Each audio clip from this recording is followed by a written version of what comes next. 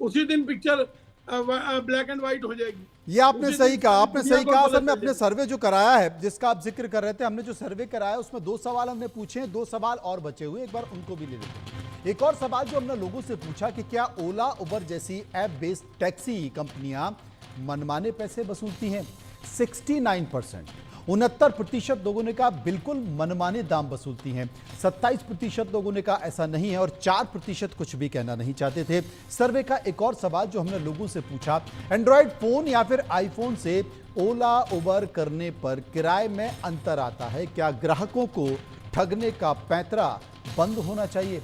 66 यानी कि 66% लोगों ने कहा बिल्कुल बंद होना चाहिए, सरकार को उस पर सख्त कार्रवाई करनी चाहिए, और 26% लोगों ने कहा ऐसा नहीं। 8% कुछ भी नहीं कहना चाहते थे। सांत्वना जी, उपभोक्ता मामलों की अदालत भी है, उपभोक्ता मामलों का मंत्रालय भी है, उसके बाद उपभोक्ता दर दर की ठोकरें खाता रहता है। शिकायत अगर करता भी है तो कोई सुनने वाला नहीं है। सड़क से लेकर और हवाई यात्रा तक वही स्थिति है। और जिसका जिक्र कर रहे हैं कि तमाम सारे नंबर दिए हुए हैं, आप वहां पे बटन दबाते रहिए, 1 दबाइए, 2 दबाइए, 4 पे आ जाइए, 5 पे आ जाइए, वापस आके आप 1 पर आ जाते हैं, घूमते रहिए गोल गोल।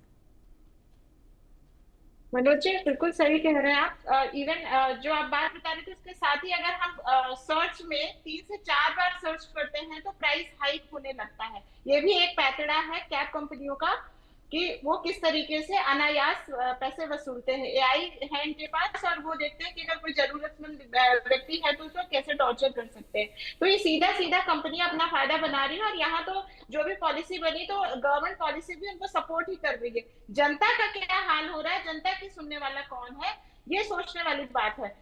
हम देखें कि जैसे उपभोक्ता कार्यालय में है वहां पे भी हमको तारीख पे तारीख मिलती जाती है, कोई मतलब त्वरित न्याय नहीं है कहीं पे। कस्टमर केयर है लेकिन आप बहुत सारे एप्स में आप डायरेक्ट बात नहीं कर सकते, उनके ऑटोमेटेड आंसर्स हैं। आपको कोई क्वेरी होती है तो वो आंसर देते हैं, ना कि आपको एक प्रॉपर सोल्यूशन मिलता है। वो उनके फिक्स्ड आंसर है, एफएक्यूज है, आप अपनी क्वेरी डालते हैं वो एफएक्यूज आ जाता है और फिर पूछा जाता है कि आर यू सेटिस्फाइड दिस और नॉट। अंततः आप निराश होकर बैठ जाते हैं। अब मैं इसके सोल्यूशन के लिए थोड़ा बात करना चाहूंगी। देखिए, सबसे पहले गवर्नमेंट को ये सोचना चाहिए कि गवर्नमेंट चूंकि जनता की चुनी हुई सरकार है तो कंपनियों को फायदा देने के बजाय हम अपनी जनता के बारे में सोचे। अगर जनता अपर मिडिल क्लास की बात छोड़ दें, जो तो जिनको कैब की जरूरत भी नहीं होती, मिडिल क्लास है, लोअर मिडिल क्लास या उससे छोटे तबके के लोग जो कैब में यात्रा करना चाहते हैं, उनके लिए क्या सुविधाएं आप दे रहे हो, क्यों ये किराए पर हाइक दी गई है। दूसरी बात, पब्लिक ट्रांसपोर्ट को और कन्वीनियंट करने की जरूरत है, उनकी फ्रीक्वेंसी आप बढ़ाइए, उनकी दशा ठीक करिए। अगर आप कैब्स का किराया बढ़ा रहे हैं तो क्यों ना पब्लिक ट्रांसपोर्ट की स्थिति और ठीक की जाए। अगर हम दिल्ली की बात देखें, पीक आवर्स में मेट्रो में कैसे मतलब आप राजीव चौक में खड़े होते हैं और धक्का मतलब आपको मूव करने की जरूरत नहीं, धक्के से आप जाते हैं और अपने गंतव्य पे पहुंचा दिए जाते हैं। तो कौन ऐसे पसंद करेगा? तो क्यों ना पब्लिक ट्रांसपोर्ट की भी स्थिति सुधारने की कोशिश की जाए। अगर आप एक तरफ किराया बढ़ा रहे हैं तो आपको कम से कम बैलेंस करने के लिए पब्लिक ट्रांसपोर्ट की स्थिति ठीक करनी चाहिए। राजेंद्र कपूर साहब, क्योंकि इसमें बहुत सी ऐसी कंपनियां हैं जो कि विदेशी कंपनियां हैं, क्या हम ये देखें कि ये भी खर्चा आ रही है, कि ये भी चर्चा आ रही है, ये भी खबर आ रही है कि भारत अपना एक बड़ा बाजार तमाम विदेशी कंपनियों के लिए खोल रहा है, कृषि क्षेत्र जैसे मामलों को खोला जा रहा है, तो क्या इसे हम ये माने कि विदेशी कंपनियों का भी दबाव है इसमें? 101% इसमें विदेशी कंपनियों का, विदेशी देशों का इसमें दबाव है। आप ये देखिए, मैं थोड़ा सा इससे मुद्दे से हटके बात कर रहा हूँ। आप बाजारों की स्थिति देखिए, हर रोज कम से कम, दिल्ली शहर की बात कर रहा हूँ, हर रोज कम से कम 20 से 25 किराना दुकानें बंद हो रही हैं, क्योंकि ई कॉमर्स के चक्कर में ये जो कंपनियां शुरू हुई, क्योंकि कोई भी आदमी बाजार में जाने की बजाय यहाँ से आज ये सस्ते रेटों पे दे रहे हैं, कल ये वही महंगे लगाएंगे, ये उसके ऊपर सेल्स लगाएंगे, फिर ये सरकार से करके। मैं ये मानना चाहता हूँ, पूछना चाहता हूँ कि ये आम आदमियों के लिए सरकार है, गरीब आदमियों के लिए सरकार है, या पूंजीपतियों के लिए सरकार है? इससे सीधा सीधा लाभ जो है पूंजीपतियों को होगा। आप जो ड्राइवर की बात कह रही है सरकार, बिल्कुल मैं इसको सिरे से नकारता हूँ। ड्राइवरों को कुछ नहीं मिलने वाला, ड्राइवर फिर उनकी स्थिति और बद से बदतर हो जाएगी। और आप देखेंगे इससे बेटर, हम तो यही समझेंगे कि इससे बेटर वो काली पीली टैक्सी थी। कम से कम वो रेट, उसके लिए सरकार ने जो रेट कर रखे थे और उसमें सुनवाई तो थी। अगर आप ट्रैफिक के 301 नंबर पे फोन करें तो कम से कम उसका चालान होता था, उसको रोका जाता था। ओला उबर को तो कोई रोकता ही नहीं है।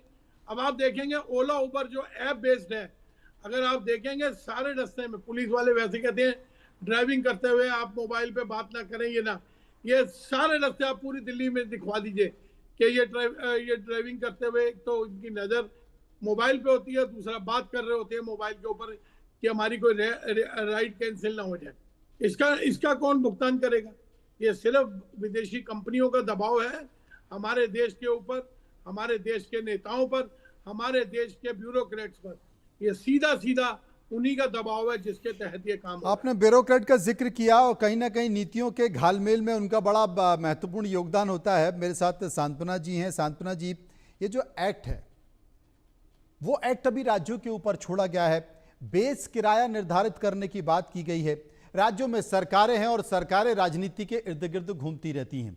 क्या माना जाए कि जो सरकारें हैं राज्यों की वो इस मर्म को समझेगी, जनता की इस तलखी को समझेगी और हो सकता है कि वो इसका कुछ हल निकालने की कोशिश करेंगी? क्योंकि स्वाभाविक तौर पर अगर मुझे लग रहा है, राजेंद्र जी को लग रहा है, आपको लग रहा है कि ये उन लोगों के साथ धोखा है जो पीक आवर्स में अपने ऑफिस या अपने जरूरी काम से जाने के लिए कितना भी पैसा है आप उसकी जेब से निकाल लो। तो ये तो एक मजबूरी का फायदा उठाने की बात हुई। सरकारें इसे समझेंगी? मनोज जी, जैसा मैं कह रही थी कि ये जो सेंट्रल गवर्नमेंट का डिसीजन है ये बिल्कुल सामाजिक न्याय के खिलाफ है। और जब भी कोई पॉलिसी बनाई जाती है तो उसमें कुछ नीति निर्देशक तत्व होते हैं जिसके आधार पर पॉलिसी बनानी चाहिए। इकोनॉमिक सर्वे होता है हमारा जिसके आधार पर बहुत सी पॉलिसीज बनाई जाती हैं और फिर वो राज्य को दे दी जाती है कि इस हिसाब से अब राज्य डायरेक्ट करेंगे।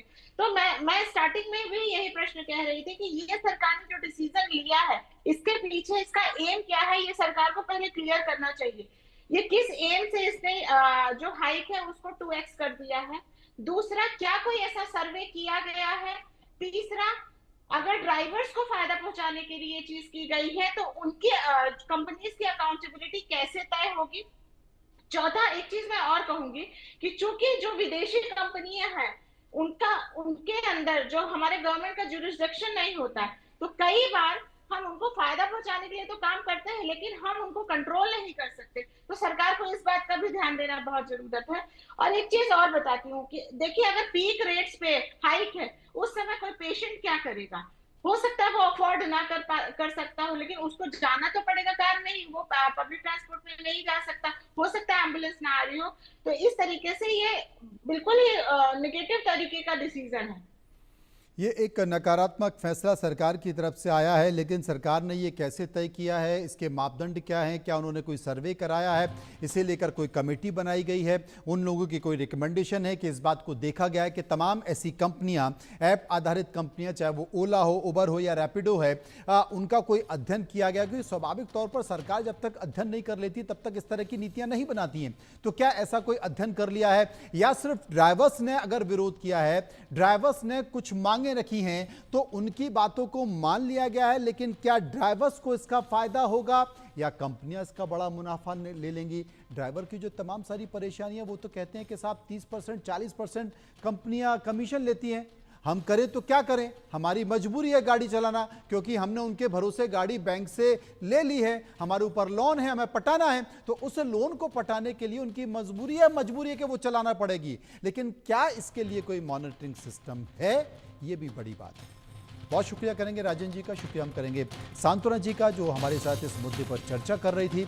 लेकिन एक बार सरकार को इसे सोचना चाहिए, गंभीरता से विचार करना चाहिए, कहीं ऐसा तो नहीं कि इसमें आम आदमी पिस जाएगा और ड्राइवर्स को जो फायदा होना है वो फायदा ड्राइवर्स को होने की जगह कंपनियां और बड़े मुनाफे में रुकेंगे। यहाँ पर कुछ पलों के लिए वापस आएंगे तो कुछ और खबरों के साथ नए अपडेट।